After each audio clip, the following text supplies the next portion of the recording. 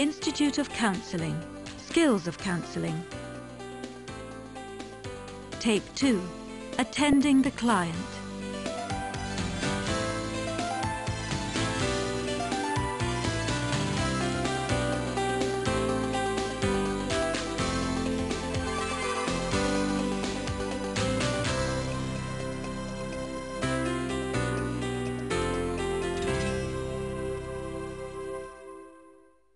Welcome to our second session. I hope you found the group workshops useful, and I wondered just how many times any of you felt someone else had given you their absolute concentration, outside of a counselling session, that is.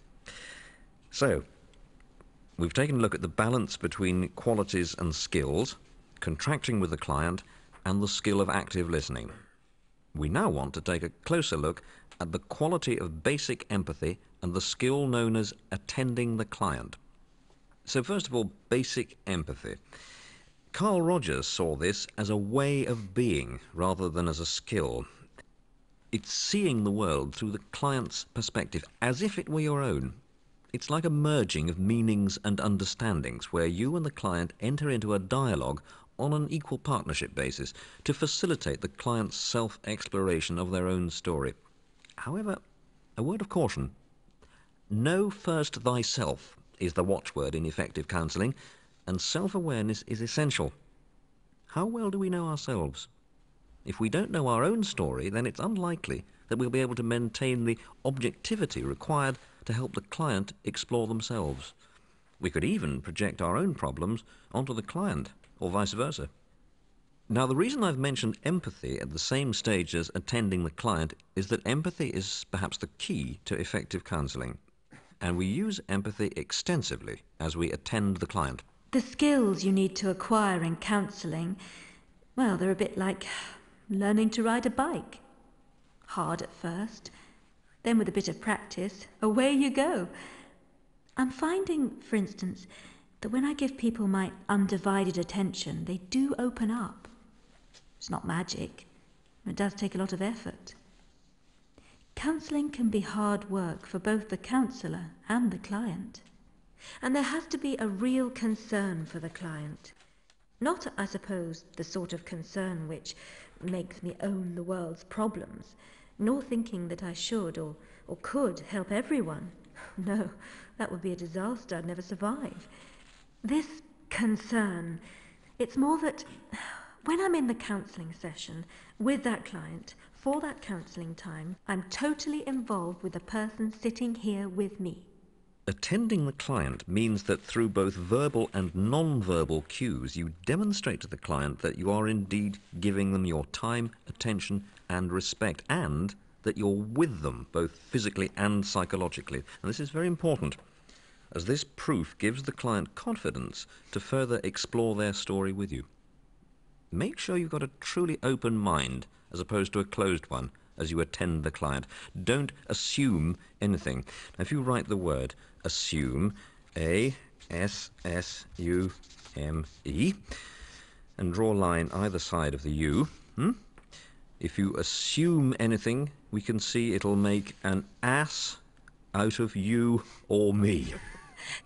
So, what verbal and non-verbal cues will let the client know that you're really listening to what they say? Liz, how would you go about it? Look at them, don't interrupt, nod to show interest, I suppose. Yes, all of these come into it. And verbally reflecting back to the client is also an effective demonstration that you're listening attentively as they try to start telling you their story. Using Nazreen's example, what I hear you saying is that low-mileage diesels are hard to come by and that the car sounds quite good to you.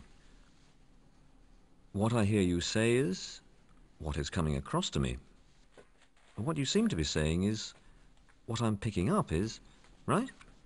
Now, Nazreen has said she's looking for another car. Hands up those of us who are assuming it's to replace her existing car. Okay. Keep your hands up, those of you who've assumed that the car which sounds good to Nazreen in the paper is indeed a low-mileage diesel. Exactly. Now, both of these may be very good assumptions, but assumptions nevertheless. And in counselling, we don't assume anything. Maybe Nazreen needs 2 cars, and the car sounds good even though maybe it's petrol. Moving on. Your own body language also needs to indicate to the client they have your complete attention. Look at the difference. Here, I'm looking at you out of a half-turned face, and these tightly crossed arms or legs. These might say, no, I'm not really interested, or you're making me defensive. But don't get too hung up on body language, your own or the client's. It's easy to read too much into it. But the chances are that if you're leaning slightly towards the client, like this, it'll indicate you're interested in hearing what they have to say. Good eye contact, don't stare, will again indicate your involvement. It helps if you're relaxed, which if you're putting all of this into practice for the first time, you probably won't be. Don't worry. It'll come with training, practice and experience. This is something I'm really going to have to work at. Friends tell me that I'm easily distracted, or that I'm listening to them, but my mind is really on something completely different. It will really take a big effort on my part to change this if I'm seriously going to become an effective counsellor. Even just stopping what I'm doing, sitting down, and really listening. That means I'm going to have to readjust how I relate to people. And if I can't listen at a particular time, I suppose I should agree another time with the person when I can listen. In essence, I suppose that's one of the ideas behind the counselling appointment. Obviously, the most basic aspect of demonstrating to the client that they have your full attention is making sure there are going to be no disruptions. Bear in mind that this counselling time is really the client's.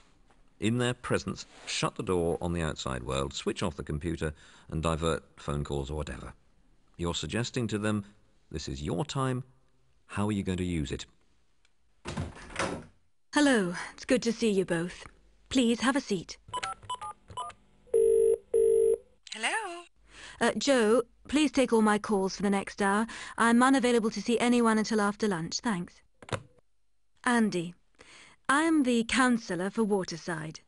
Mary has come to see me because she has continually arrived late for work.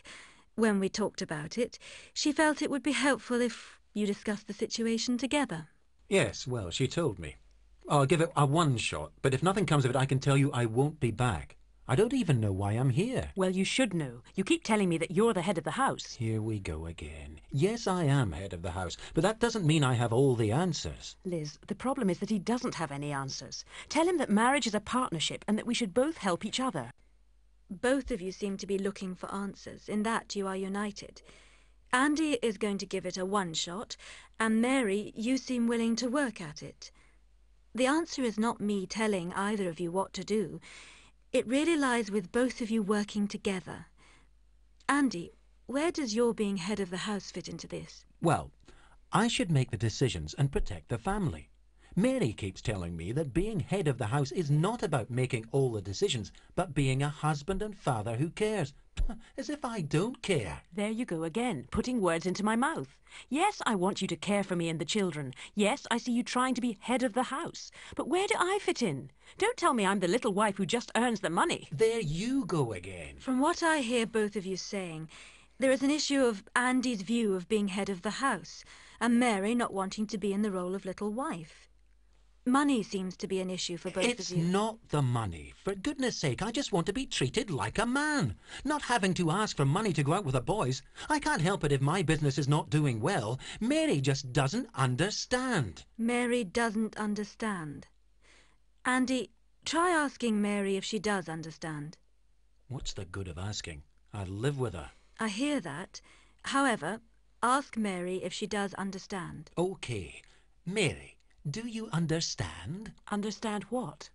What do you mean, what? Do you understand how I feel about having to ask for money to go out with the lads? Well, if there's no money to spare, how can I give you money to go out? Mary, I wonder if that was the question he asked. I try to understand how he feels, but I don't think he tries to understand me. You women never want to understand what it's like out there. Where do we go from here? I know where I'm going. Home. Sorry, I've had enough. Andy!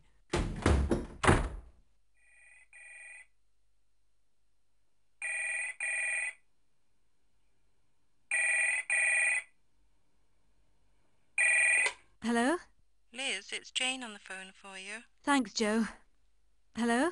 Hello, Liz. I'm wondering if we can move your supervision session for this month forward by a week. Would that be a possibility? Yeah, I don't see why not. Oh, that's great. I'll see you same time and place, but a week earlier then. Okay, bye. Bye.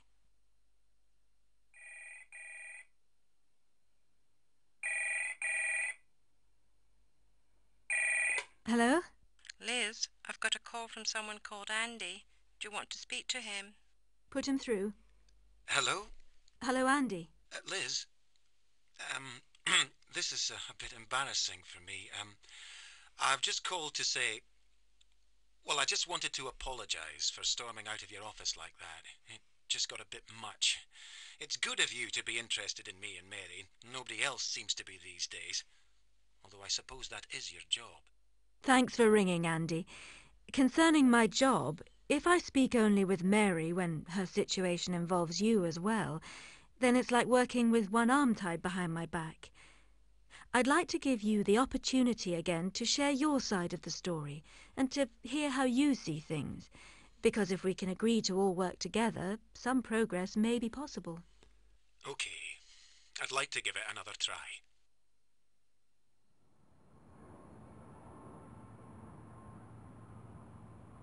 There has to be a real concern for the client, almost like working within a pastoral framework.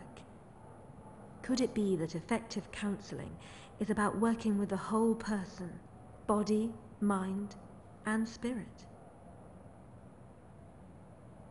It's only by being in touch with myself that I can really be in touch with other people. And I can only accept other people as they are if I first accept myself as I am. This self-awareness, this seems to be so important to building my qualities as a counsellor. Who am I? What are my values? What is my story? So, being an effective counsellor, if that's what I want to be, is about much, much more than simply acquiring good communication skills. But these skills are the tools used by effective counsellors, counsellors with humanity, as they work with the client. One person helping another.